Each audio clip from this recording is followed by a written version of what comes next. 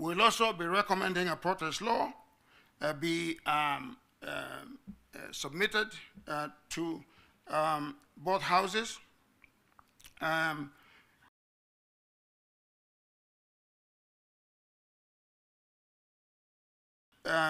To be codified so that we can be able to de-escalate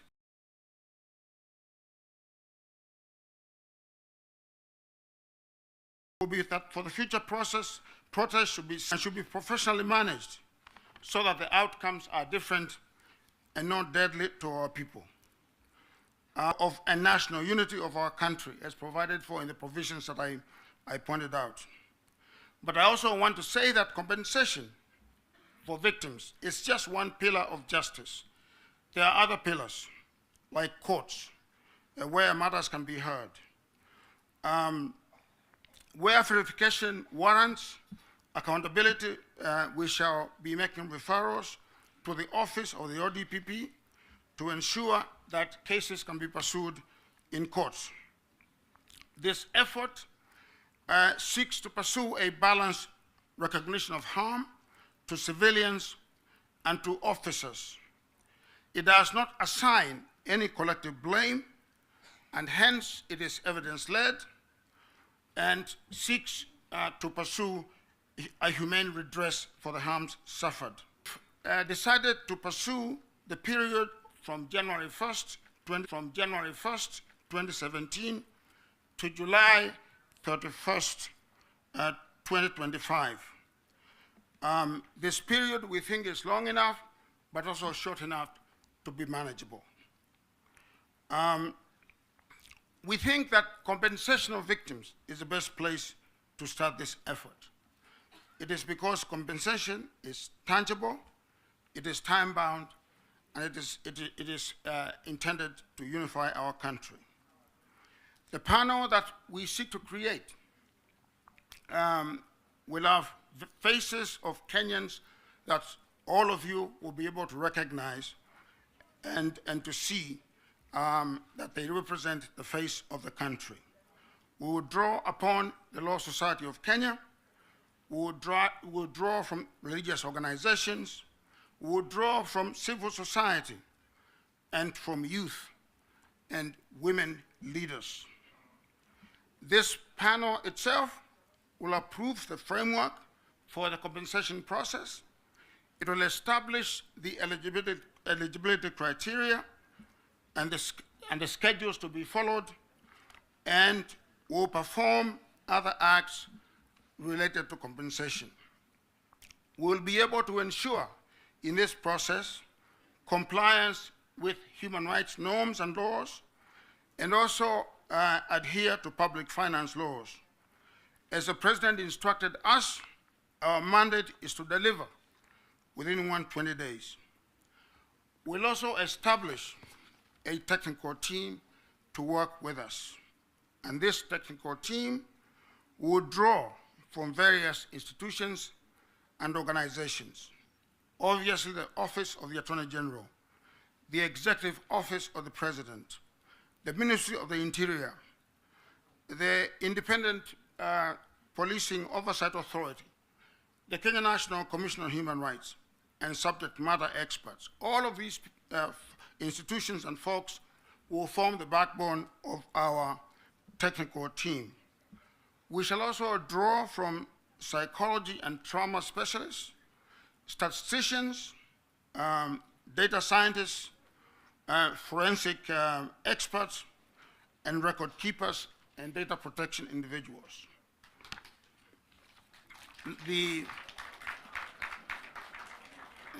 I suppose that the Secretariat will be domiciled at the Office of the President. I just want to say that in spite of the steps that I have outlined, that we have made quite a lot of progress in identifying individuals for both teams, for both the panel and also the technical team. Thank you. And I expect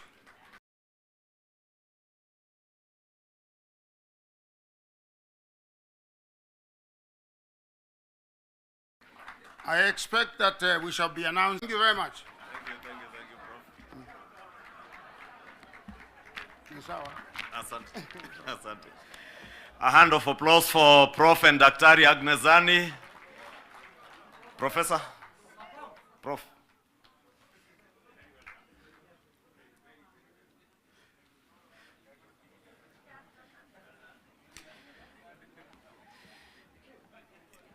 Your Excellencies, the President, Prime Minister, and the Deputy President, with those two presentations, Your Excellency, members, we appreciate the seriousness of not just the implementation of the NADCO report, which we have been appraised on its implementation, and Your Excellency, I must appreciate all the members of Parliament, both in the Senate and in the National Assembly, for the support that they have accorded us in the legislative process of enacting the NADCO legislative bills that we have and those that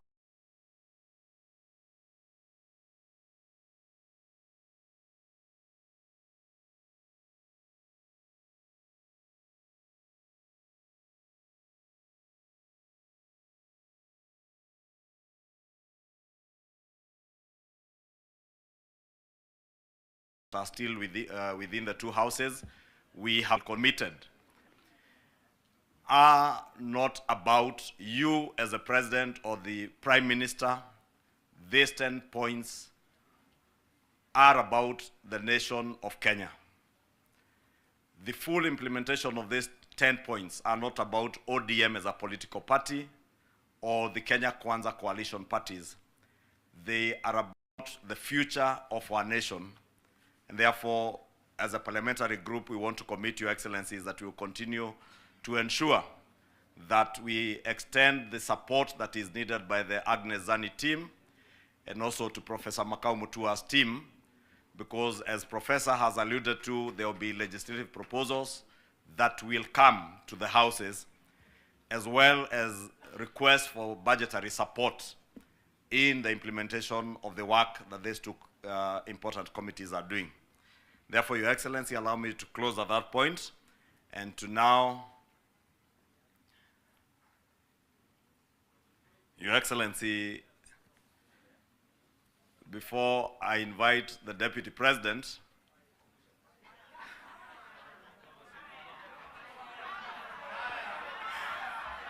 we know whether ni fire si fire, noma si noma.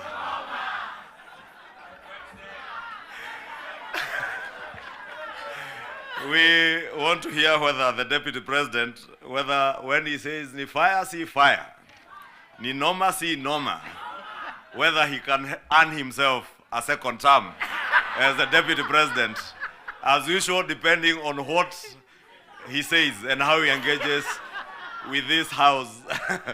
Honorable members, allow me to welcome the Deputy President of the Republic of Kenya, Professor Kithure Kindiki. Very good.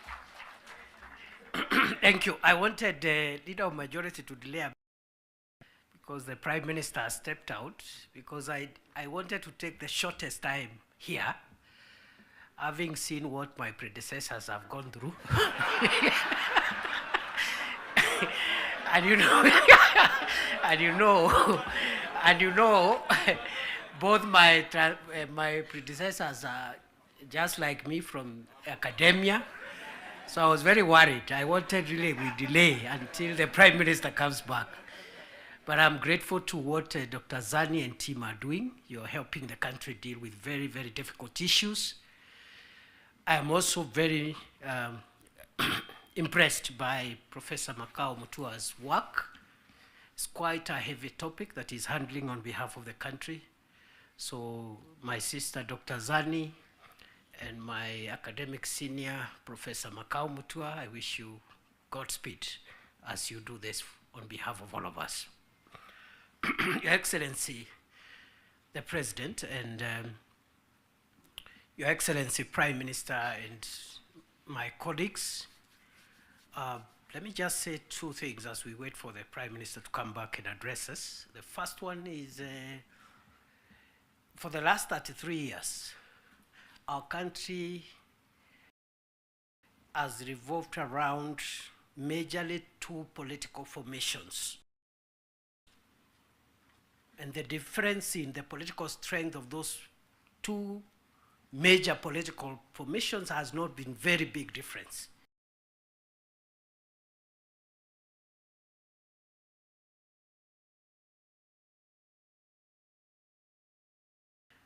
We went into multi-party politics so that you have strong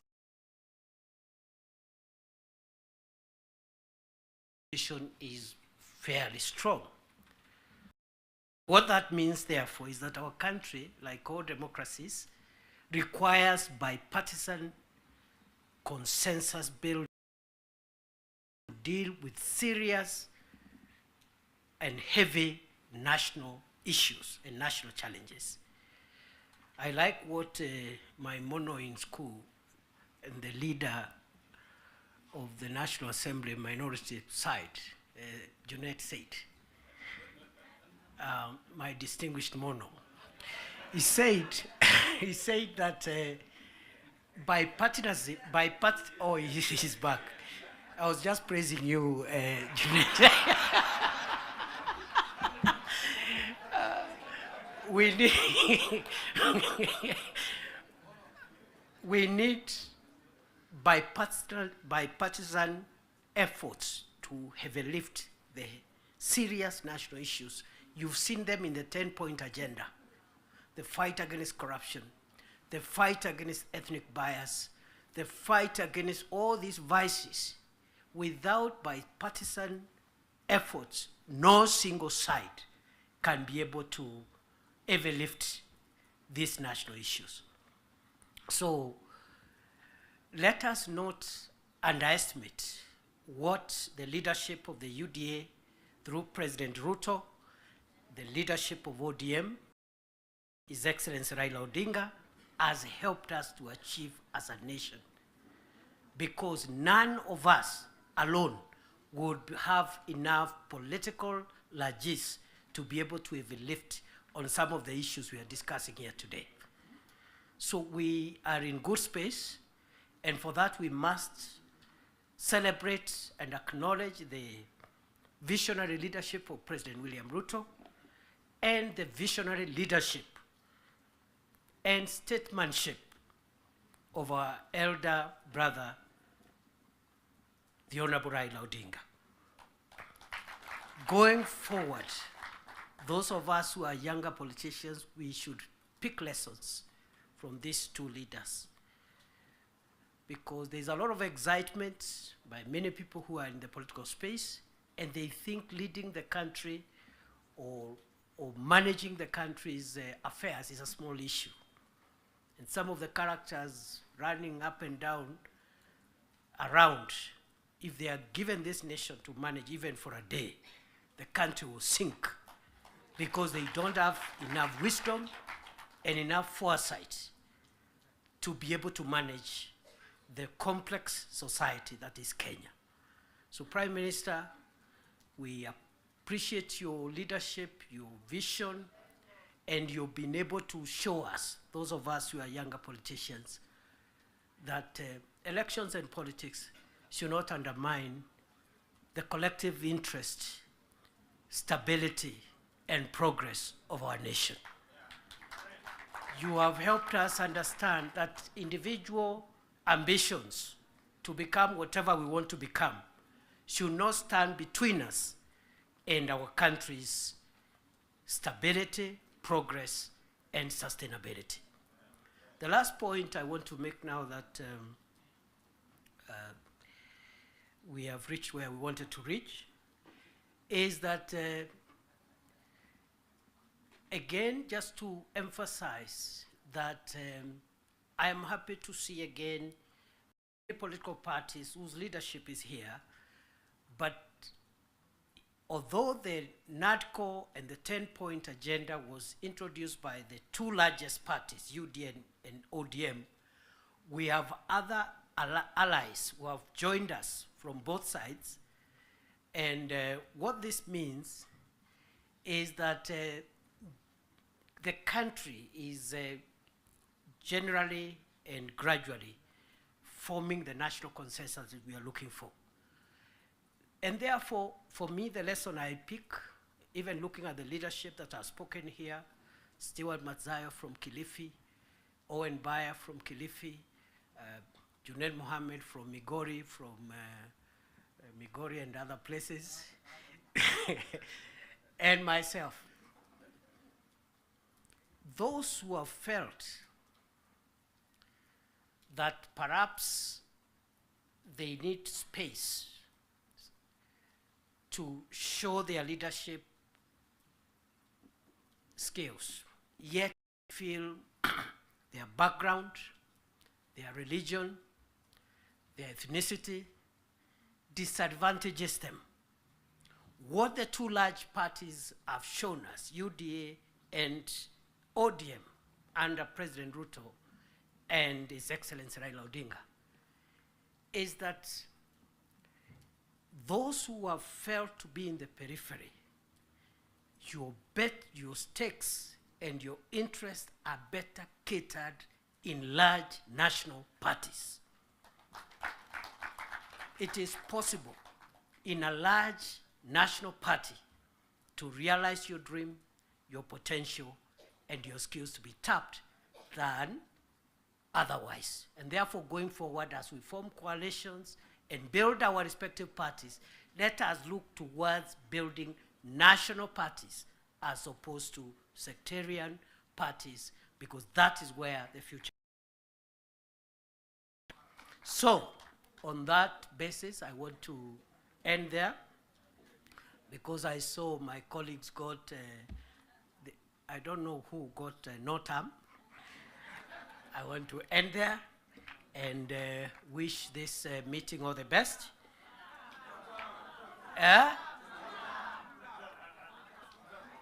All right. Now, because our leaders are here, after it is over, I'll remain behind, and then we'll also test a few slogans after that. With those many remarks, let me take this. The leader of ODM, Your Excellency Raila Odinga, please come and address us. Wapi makofi ya baba jameni?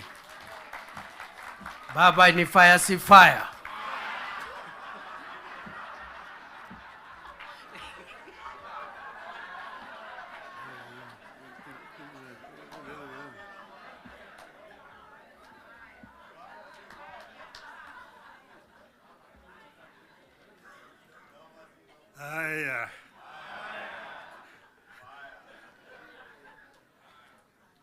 Mr. President,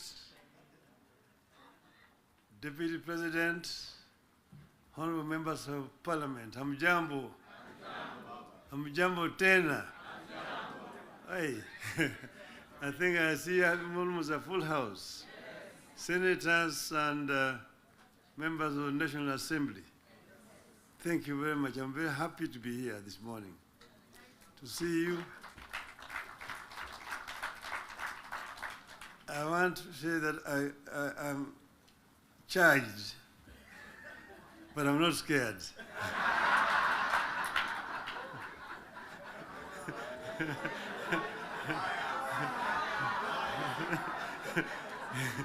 You know, I've been a member of Parliament for this constituency for 20 years. And I used to meet with members of Parliament. I was a Prime Minister. And every Wednesday was a Prime Minister's question time in Parliament.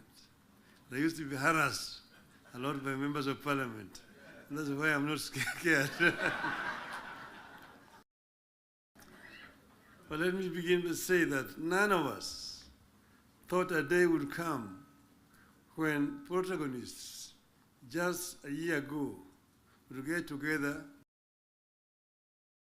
to chart a joint way forward for this country.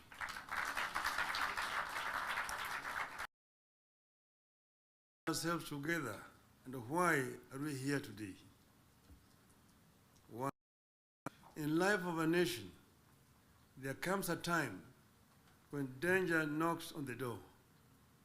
It happened in the US during the Civil War that threatened to dismember the USA as we know it today. There's a region today referred to as former Yugoslavia. Yugoslavia existed as a country between 1918 and 1992. Then it fell apart into several countries, including Croatia, Montenegro, Serbia, Slovenia, Bosnia, and Macedonia.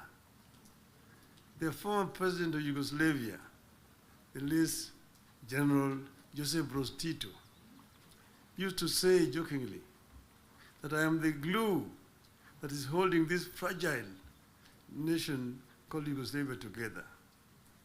And if I depart, it may disintegrate in several small nations. And true to his prophecy, this happened today. There's no Yugoslavia.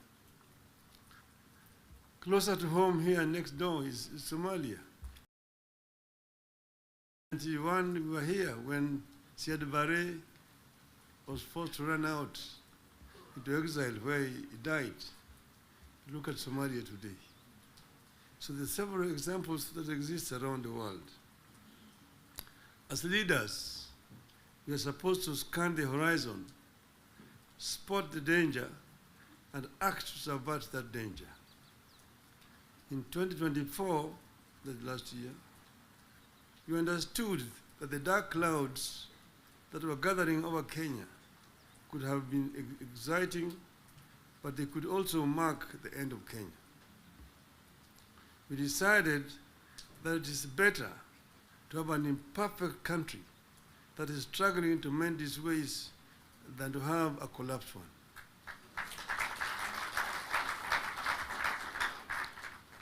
We came together to create an environment in which we can discuss our issues and differences as people of one nation. As you know, and as you know here, there are countries that cannot discuss their issues at home. In my life, I've attended many meetings in London, Paris, Istanbul, Washington, name it, where African leaders are ferried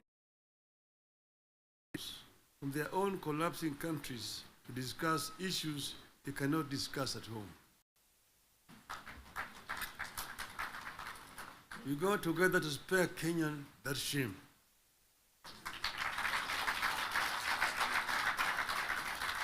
Our object was and remains one, as one US Senator called it, our country, our whole country, and nothing but our country. Having stabilized the nation, how have we performed in the intervening periods? How do we do better?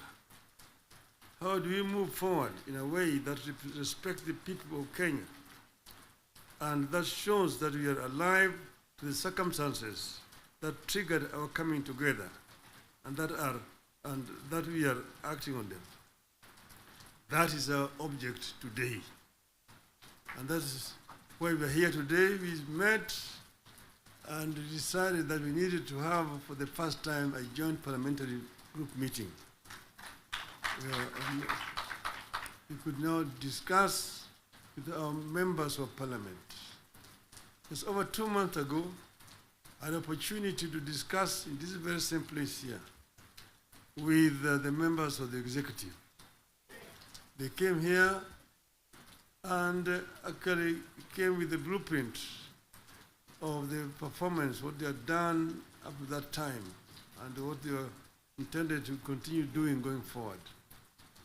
And I was very candid with them in my discussions with them. And I told them where I thought they were not doing right and what I thought they should be doing rightly. So as always, I'm always very candid indeed. Today, I'm meeting the members of the legislature. As you know, we have got 3 very important institutions: the executive, legislature, the judiciary. And I'm hoping that in not very far away from today, I will have opportunity to talk to the judiciary as well. So I'm going to be very candid with you people. to talk to you as a former member of parliament. Yes, the leader, Gimani Chungwa, referred to the constitution and told me the issues like NGF and and Senate oversight in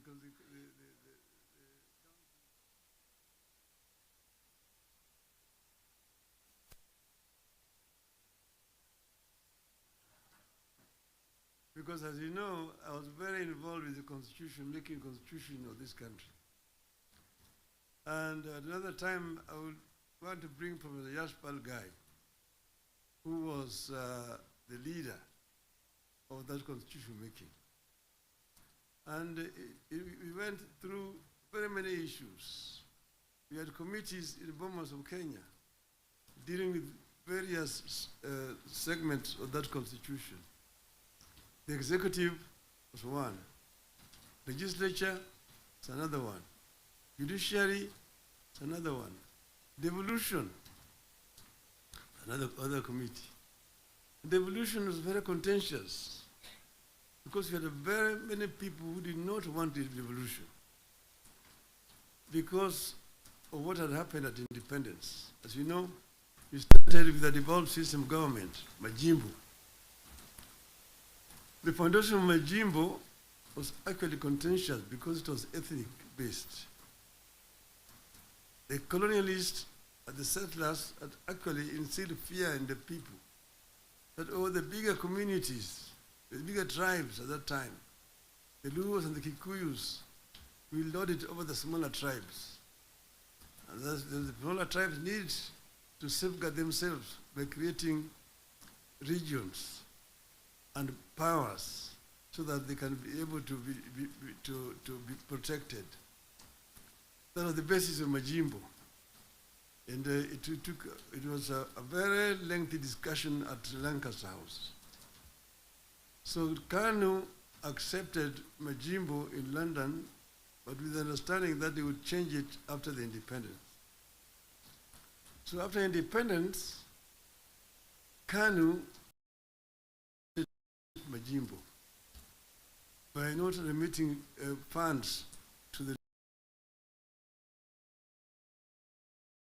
regional governments. I want to refer you to the Hansard in the book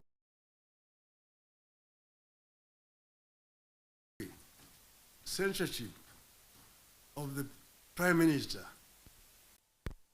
to the regional governments. You need to read that debate. Ngala moved it. It was seconded by Masini Muliro, who was the deputy leader of the opposition. And then first Jaramogi, Oginga Odinga, and then Tom Mboya responded to that motion. The motion was defeated, but that debate actually is very historical. And I want to refer you to it. Go and read what it said. Eventually, Kadi, of course, had to fold up and dissolved, and then eventually Majimbo was also dissolved through a constitutional amendment. And then what happened was what? They created a ministry of local government, which was given a lot of powers. Became an executive minister, just like a minister for finance under that constitution at the time. Now they were county councils down there that they capped 265. But then they could not do anything without authority in writing from the Minister of Local Government. So we had But then we said we wanted to give more autonomy to the counties so that service delivery could be better improved. We came up with regions at Bomas of Kenya. But there are people who really opposed devolution. The chairman of devolution in Bomas was called Dr. ODM Parliamentary. He addressed the audience at Bomas, and by the time he finished talking, everyone should be the chairman of that committee. Chairman of the committee. And he conducted that he became a marked person. What did they do to him? In broad daylight, 11 o'clock, on Ngong Road there, off Ngong Road, in his residence, they sent assassins. And in presence of his children, they shot him and killed him. The assassins of Mumbai were arrested. Eventually, they were released. So I just want you to know that the revolution has got very many people and very powerful people in this country today. Then, after that, of course, you know that ODM is a product of constitution making. And one of the founding members of ODM is sitting here with you.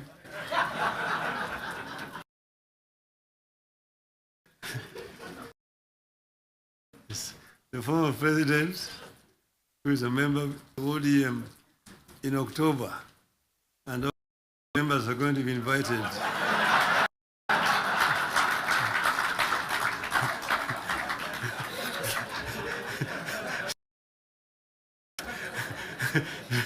To come and attend.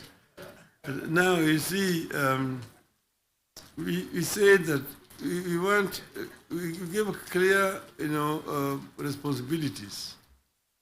The executive, the legislature, and the judiciary. And the legislature is supposed to make laws that the executive uses to run the country. And the judiciary is then there to ensure that in implementation of these laws, the executive is not institution. But then, so the work of Parliament is representation, legislation, and oversight. Very clear, it's written there in the Constitution. Parliament is not supposed to be implementing. Parliament is supposed to be oversighting. It's not oversighting. And secondly, there is only two levels of devolution. There's, national and one level, county. Constituency is not an element of devolution. Devolution remains at the county. Down there, the constituency, the county government does implementation of the projects. I'm saying, correct.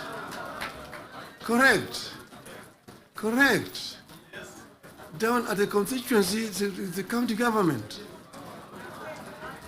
By the national government is supposed to do national projects, and we go down there. And there are functions which are clearly been assigned. Functions which have been clearly been assigned to the national government. I will tell you, your legislatures, and a very famous English politician said that I may not agree with what you have to say, but I shall defend until death right to say it.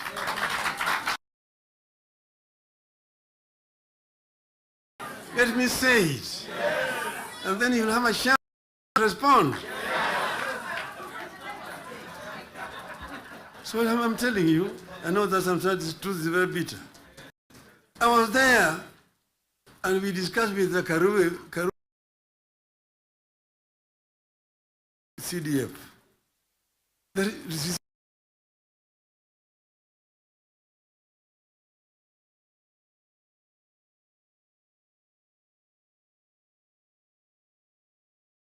CDF were brought because of suffering at that time.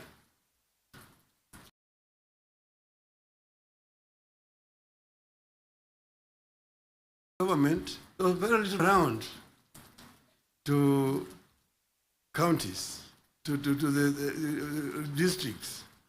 And then we'll be addressing people. People would come up to tell them their problems. Mtukufu Rais, hapa kwetu barabara ni mbaya sana, haipitiki, mvua ikinyesha kuna matope, barabara haipitiki.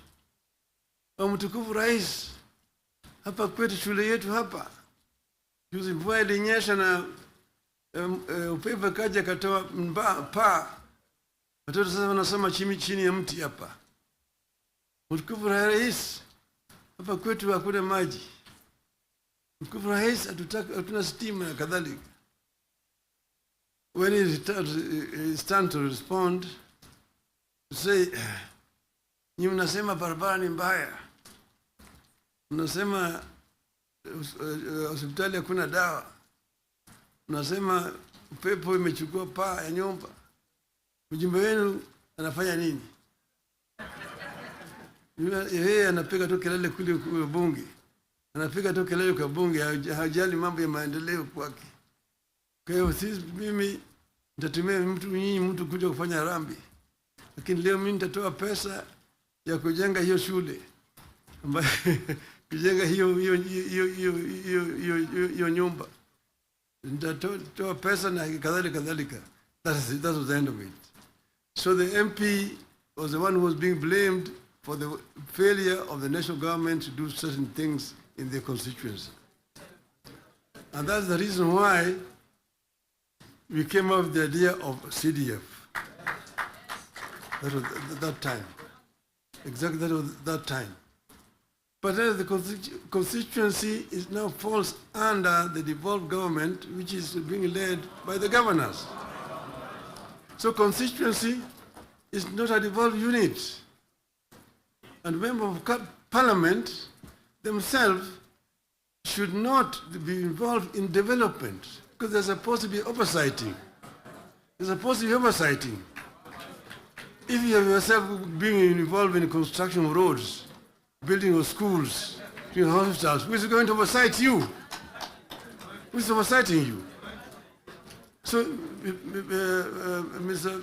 President, I hold very clearly that these MPs know that they should not have any business in trying to implement projects in their constituency.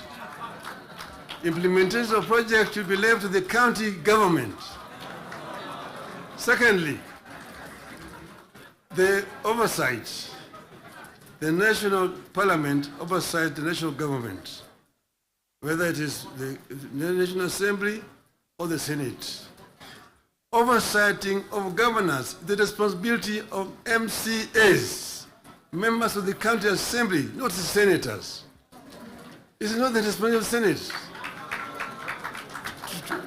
to oversight. Senate wasting time of governors to come and answer questions about roads in the counties.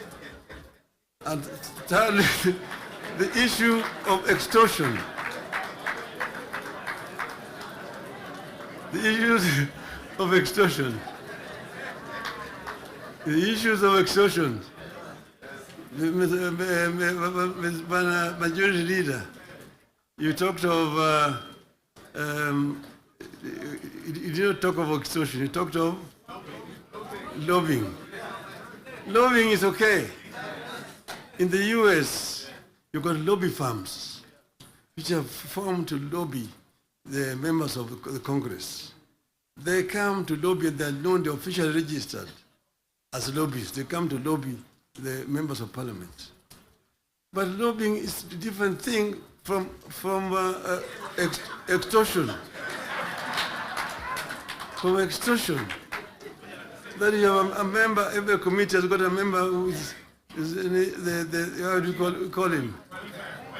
Welfare, welfare bunge is giving a very, very image of Parliament, that members of Parliament should not be soliciting funds from relief.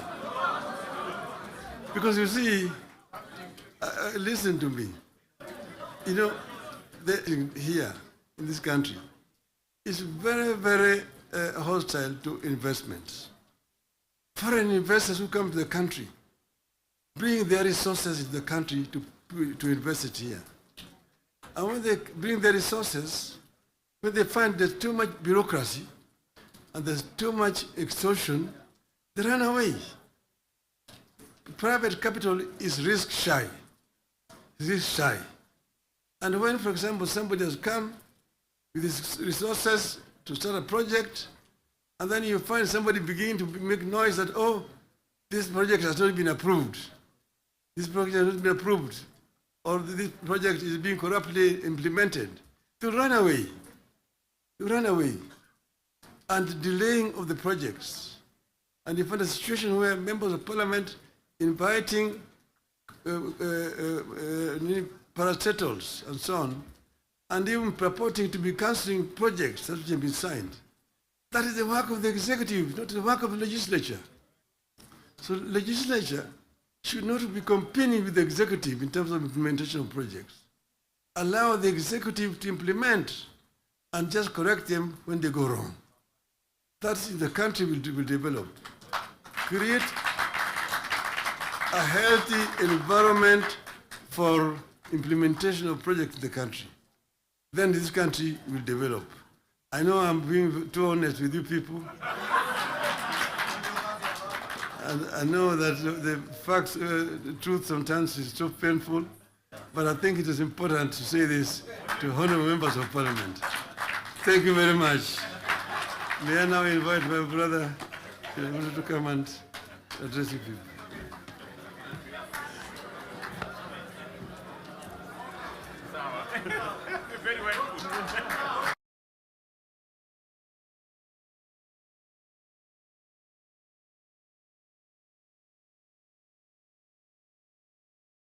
The Right Honorable Prime Minister Raila Odinga, ladies and gentlemen, let's take our seats. Thank you very much.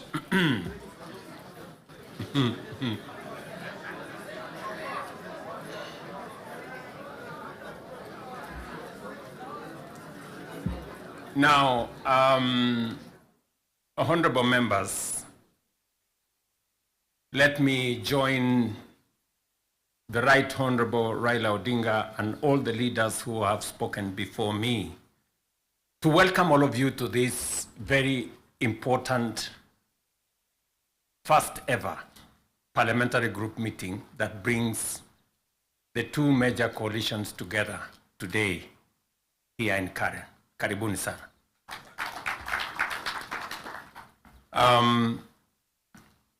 The Right Honorable Raila Odinga has given us the context of why we are meeting here. I really would want to add not so much, because he has ably contextualized why we are meeting here today. That we have a nation to look after and we have a nation to protect, and there are options that are available to us. And I think we chose to protect the nation called Kenya by our coming together. And so I want to commend both the Right Honorable Raila Odinga and the ODM party, my former party, for standing up to be counted when the country needed leaders to stand up for Kenya. It may have been easy to do the opposite. It may have been popular to do the opposite. I know many people have vilified the Honorable Raila Odinga and the ODM party for the decision they took to stand for Kenya when there was need to do so. And let me say the following as the President of Kenya today. We have come from very far as a nation. We stand here today as a robust democracy, a nation that is making strides in our national development. And I want to speak to you candidly. I don't have a written statement because I really wanted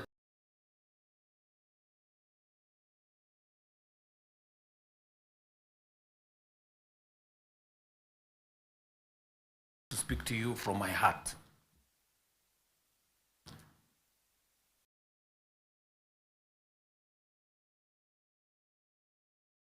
Because, and by God's grace, I have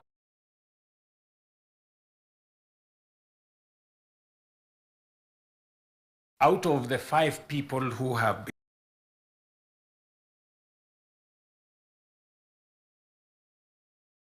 become presidents in Kenya, I am one of them.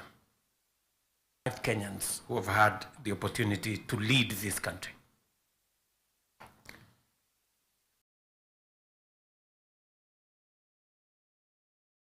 That a nation, the progress, the destiny of a nation is decided by leaders. As to whether we are going to be a progressive nation or we are going to be a failed state is going to be determined by leaders, by us, the people who are sitting here. And therefore, the place of leadership is almost sacred. Nobody becomes a leader by chance or by default or by mistake. Today, you are a member of parliament or a senator or a governor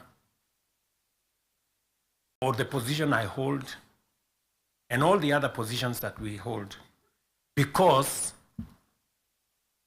God and destiny has given us that chance. And we must think about it deeply. And so I want to ask you as leaders,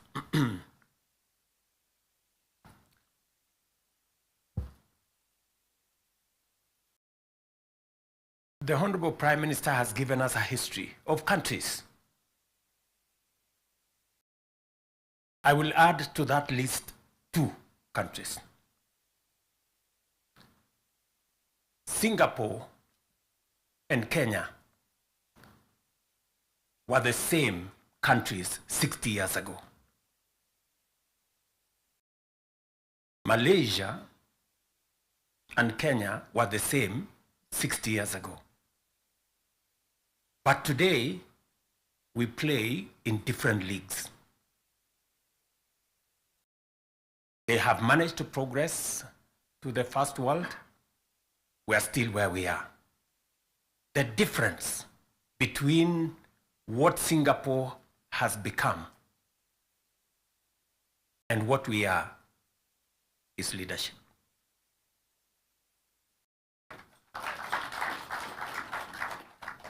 And that is the place, ladies and gentlemen, we occupy today.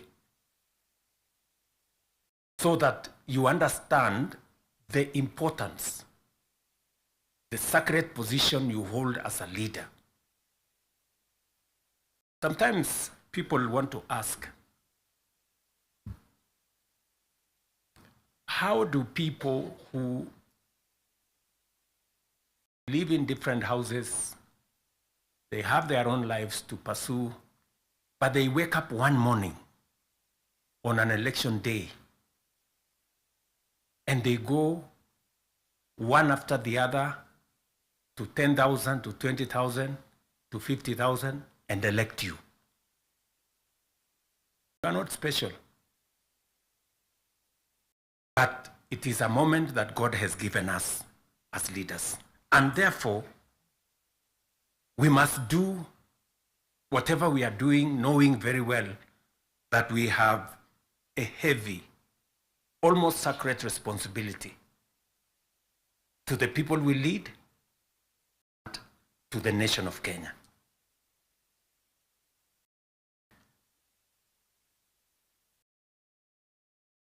And it is not that we don't know what we should be doing. We all know what we should be doing. It is not that we have shortage of ideas. It is not that we have shortage of what we need to do. In fact, I dare say we have some of the very best ideas. We have very good manifestos all the time. And in fact, if you look at, and I keep referring to this, if you look at the manifesto of Kenya Kwanza and the manifesto of the difference is hardly 20-30%. 70% we share what we think.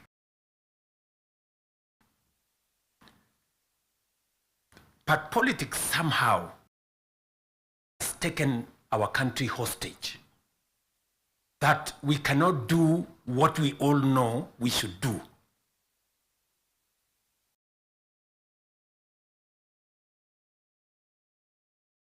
I have said that the difficulties that I face today as a president in Kenya are self-imposed. You know, I imposed on myself all these difficulties. Implementing the new funding model, implementing SHA, implementing housing, doing all those things. If I hadn't done any of those, I would be a very popular person, and but the country would not have moved anywhere. I am confident that if Raila had become president, he would be doing what I'm doing. Yes. He would be implementing SHA. He would be implementing housing. He would be doing reform in the education. He would be doing reform in agriculture. I know that for a fact because I have been in his school of leadership. That's the correct position. And he would be as unpopular or as he'd be having the same difficulties that I have today.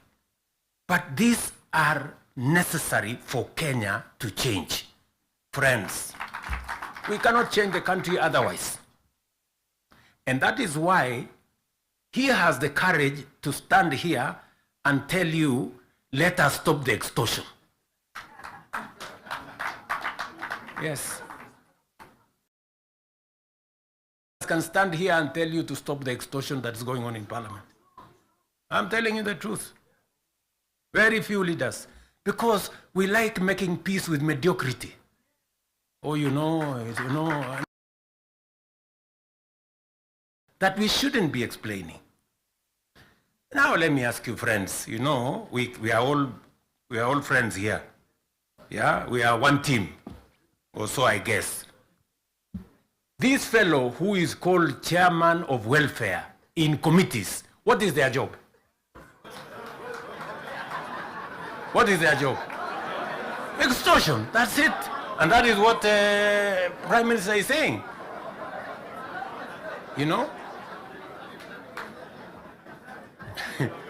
You know, what is Sokohuru? What is Sokohuru? Tell me, what is, you know Sokohuru?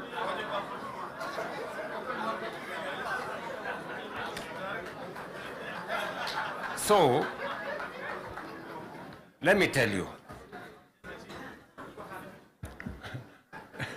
No, no, you see, and this is the same problem that we face. This is the same problem that we face. Because, look, for example,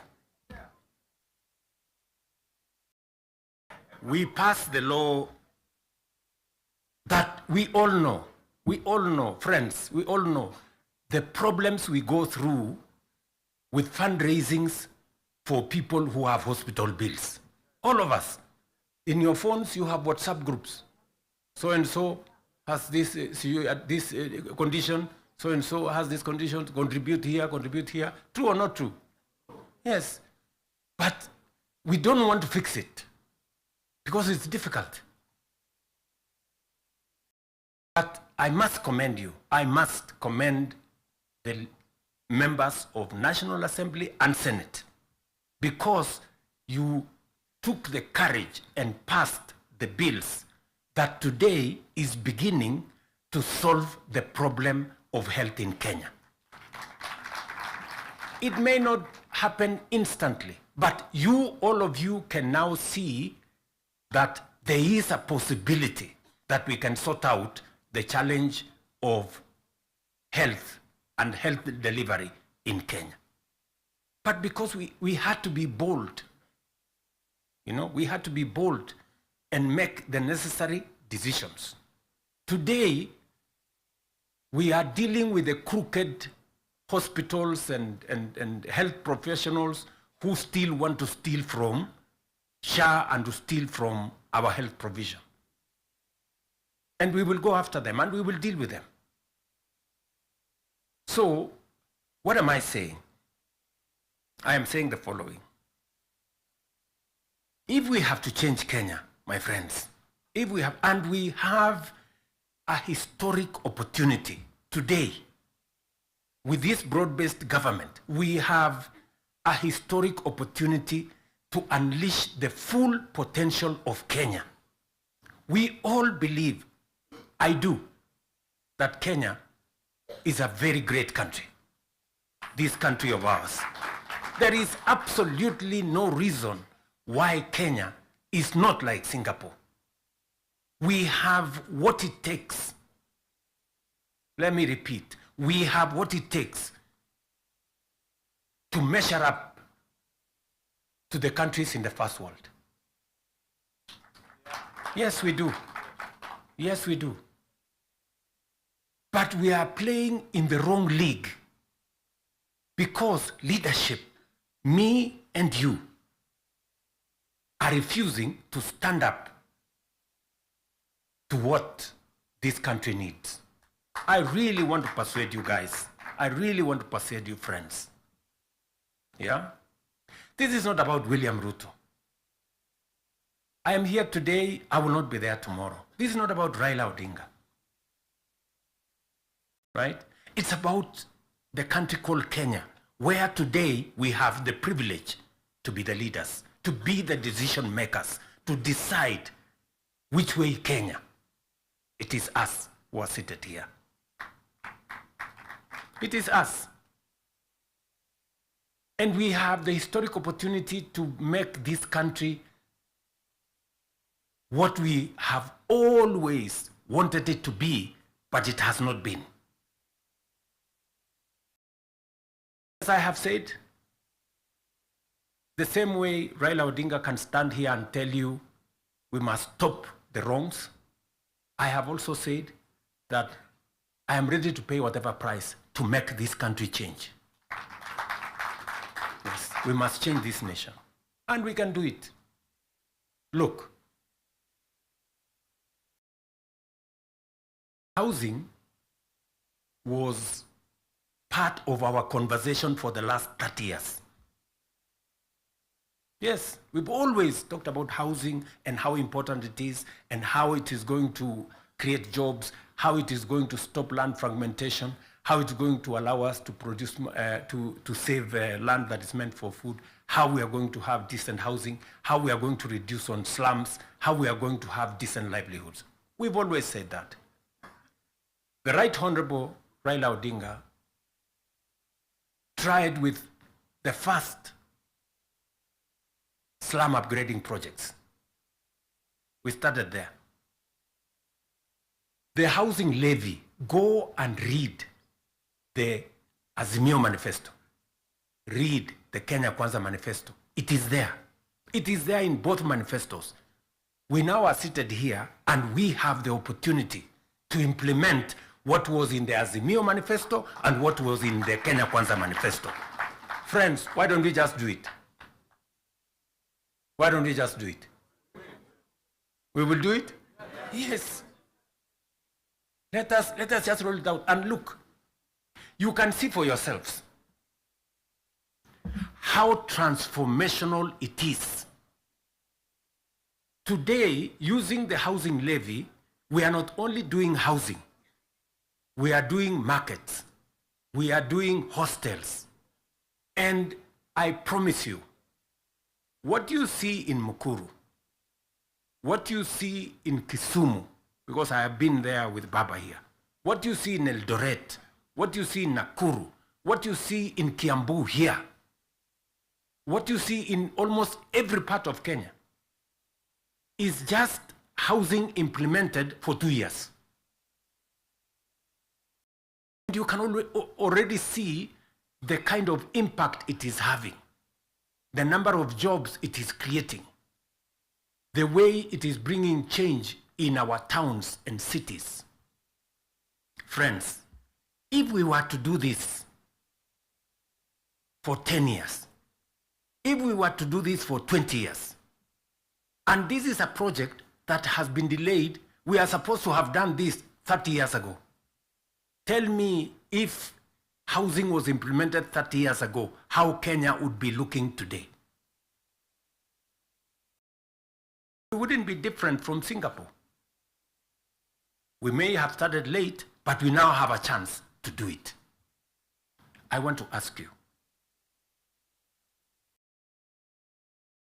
I want to request you, for us to come together. And we are not coming together so that any one of us can get anything. We are coming together so that we can transform this country. And it is possible in our lifetime to change Kenya.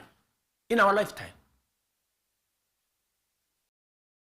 We now have maybe 320, 350,000 young people working in that space. We could double that to 700 in the next 2-3 months. We could scale up that to 1 million by next year. And we can energize the transformation of our country. That is why we are sitting here. That is why Baba and I have called this PG. Baba has told you we are here for Kenya. I am buttressing what we are saying, what he is saying, by telling you what we can achieve together. What we can do in our agricultural transformation. If it was not for the broad-based, for example, we wouldn't have had the kind of change that is required in our sugar sector. And I want to tell you, watch this space. In just 2 or maximum 3 years, Kenya will be a net exporter of sugar. Just 2 or 3 years. This country, which perennially we have been looking for safeguards from COMESA. Every year, we are looking for safeguards from COMESA. We are spending public money to go and pay for sugar, to go and pay for farmers, to go and pay for workers who don't work for government, just because we couldn't bite the bullet and tell the crooks there to get out. Now we have told them to leave. And I want to promise you, I want you to hold me to it. We are going to change the sugar sector. We are going to change the coffee sector. You have already seen what is going on in coffee. There is still a little bit of pushback, but we will deal with it. And on and on and on, and we can transform our whole agricultural sector. Just the little interventions that we have done standing together. You people in Parliament making sure that we are subsidizing production. And I must commend, Parliament has always provided money for us to support the production of the country, either through fertilizer or seeds or other interventions when we have brought it to Parliament. So you're part of the making of the history of our nation. Just imagine we have reduced the imports of maize, for example, by 70%. Reduce the imports of sugar by 70%. And we can make that progress if we are focused on where we want to go. That is the reason why we have to make the decisions that we have made work. It is the reason why Baba and I have appointed Agnes Zani and her team, so that what brought us together, we don't forget.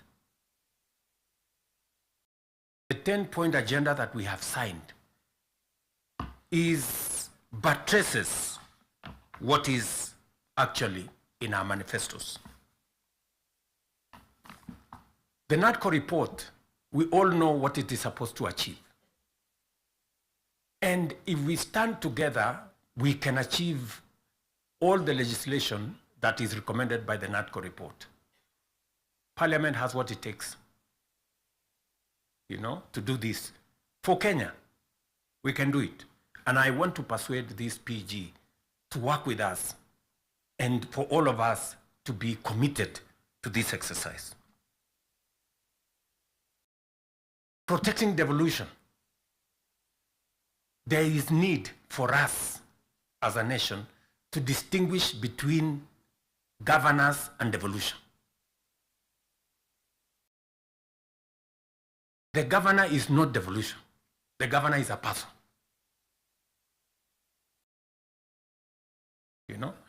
Devolution is about the people. It is not about the governor. And we can deal with the governor without disrupting devolution, if there is need to. But what is sacrosanct, what is constitutional, is that we must get local people, development, to be at a local level as much as is practically possible. I agree with the Right Honorable Raila Odinga, because I was in Parliament when NGCDF was passed. And the principle was right, because there wasn't any meaningful resources getting to the grassroots. And the big push for devolution in the constitution-making process was 3 principles: making sure that resources get to the grassroots, making sure that there is representation at the grassroots, and making sure that accountability is also at the grassroots. So we need a conversation. There are legitimate concerns on how resources are being spent at the counties. There is. We cannot also run away. There is legitimate concern. Let me ask, for example, the latest Sokohuru in the Senate.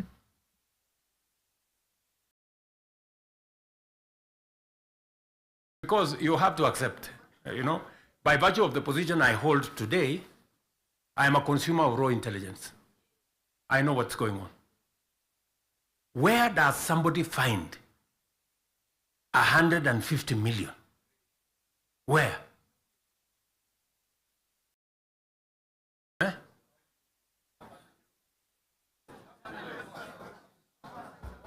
Is that his money? That is money that belongs to the county. Is that correct or not correct? Yes. Let me ask you, members of parliament who are seated here. Do you, for example, know, do you, for example, know that a few members of your committee collected 10 million shillings so that you could pass that law on anti-money laundering. Did you get the money? So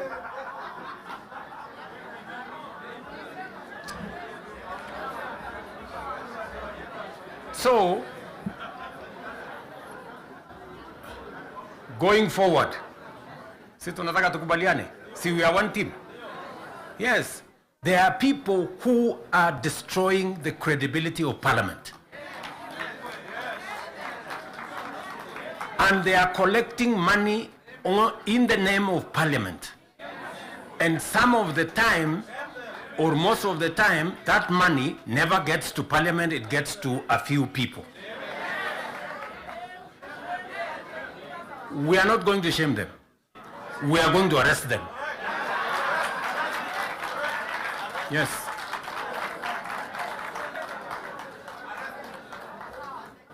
Do we agree?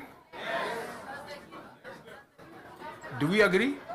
Yes. Whoever is giving and whoever is being given and whoever is doing whatever it is, we sort them out.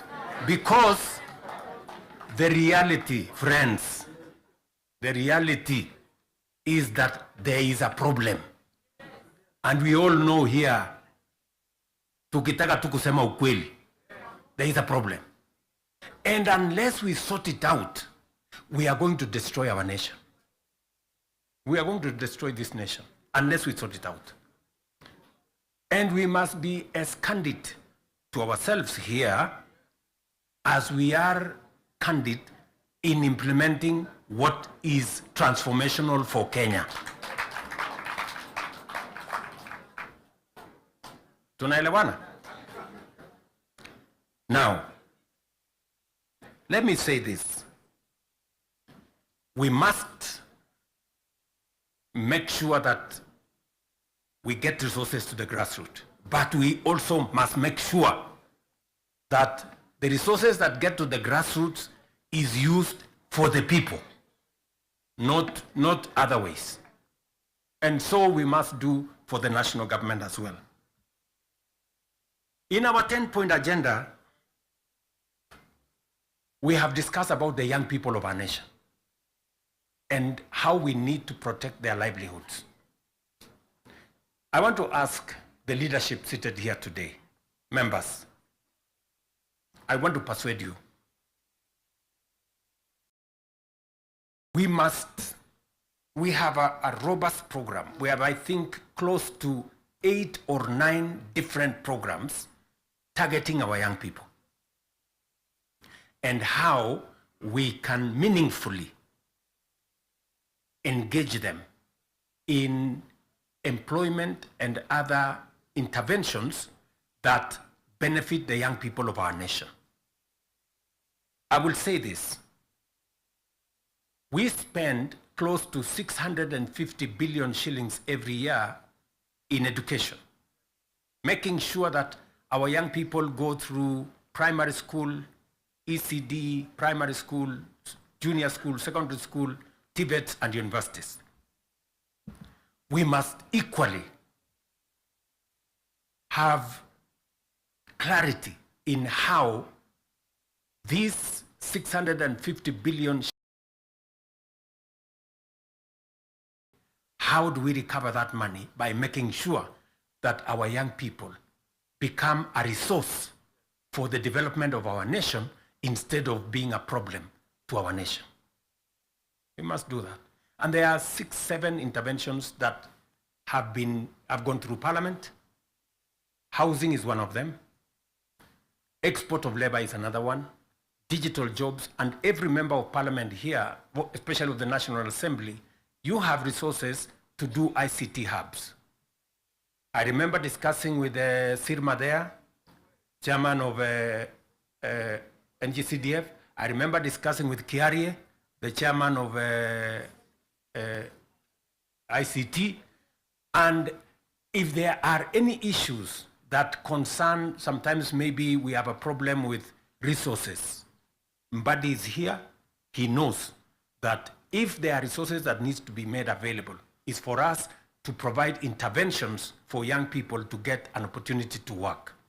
You know very well that we can create hundreds of thousands of jobs in the digital space. You are aware of what we are doing in Nyota.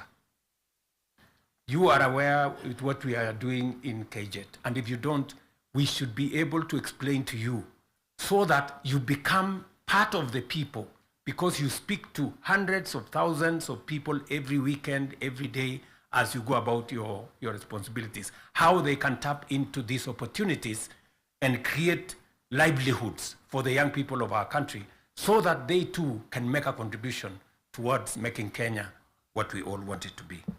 And I can continue, and I can continue on all the other aspects that we have worked on.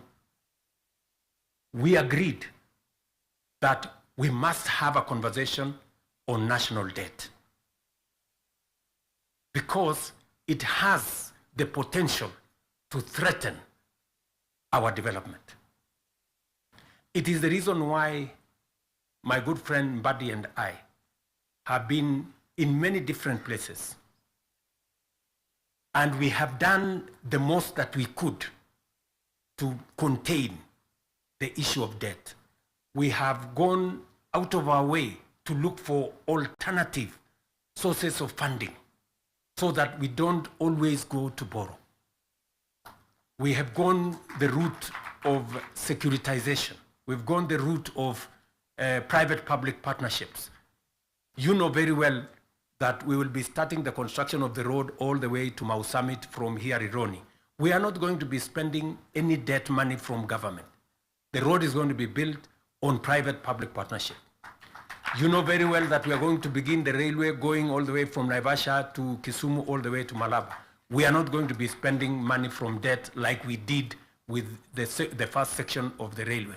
We are going to be using public-private partnership to do that road. And many others that we have, we are thinking outside the box so that we can craft alternative mechanisms of delivering on public infrastructure or public goods without necessarily endangering the country with national debt. So we are working at it. It is part of the recommendation of the 10-point agenda that we must deal with. And we are seized with that matter. We will be giving, Mbadi and company will be giving a report to Zani's committee on what practical steps are we making to respond to the issues in the 10-point agenda. What are we doing about the young people? We will be able to tell Zani and the PG should be there to monitor what we are doing so that we not only do it for us, but we also do it for the people that we represent. And finally, because I do not want to belabor the point, I said we have a historic opportunity. It is not always that protagonists come together to look at the greater interests of the country. But God has given us this opportunity. And I must commend Baba here, because very few leaders have the courage and the mettle to withstand criticism and stand for the nation. Very few people. Very few people. Many people look for what is convenient, what is popular, even if it is wrong, and they want to pander to it.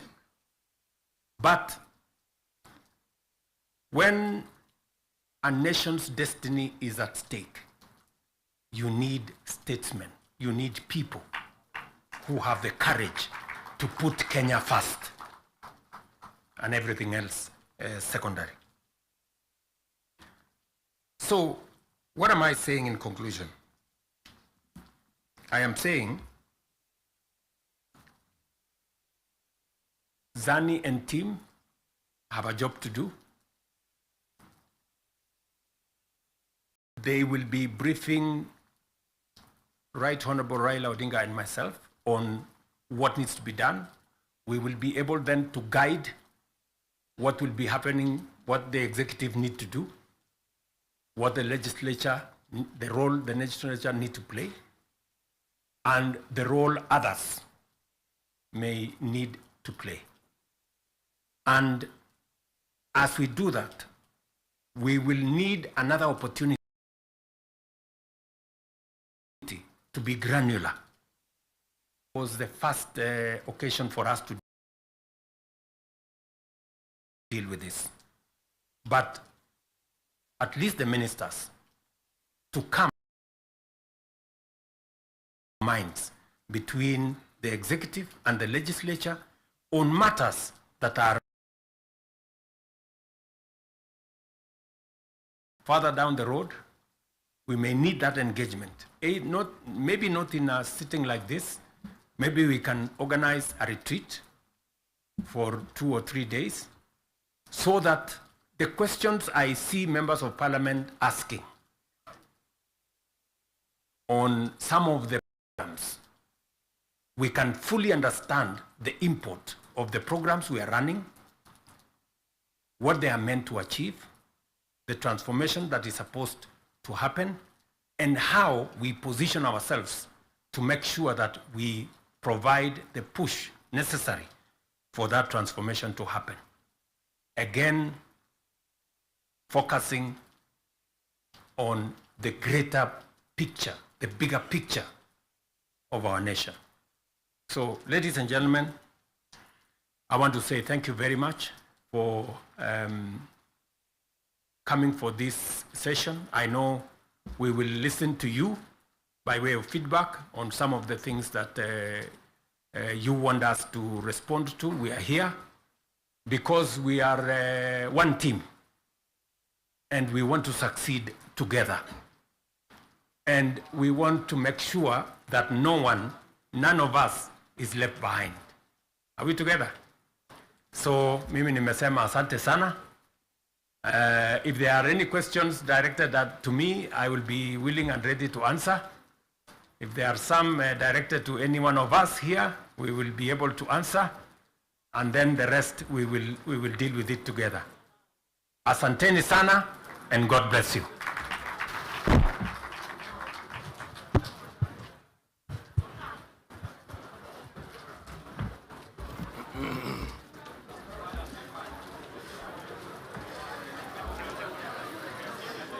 We may have our seats, honorable members. Your Excellencies, the President and the Prime Minister, honorable members, let us give the two party leaders a hand of applause.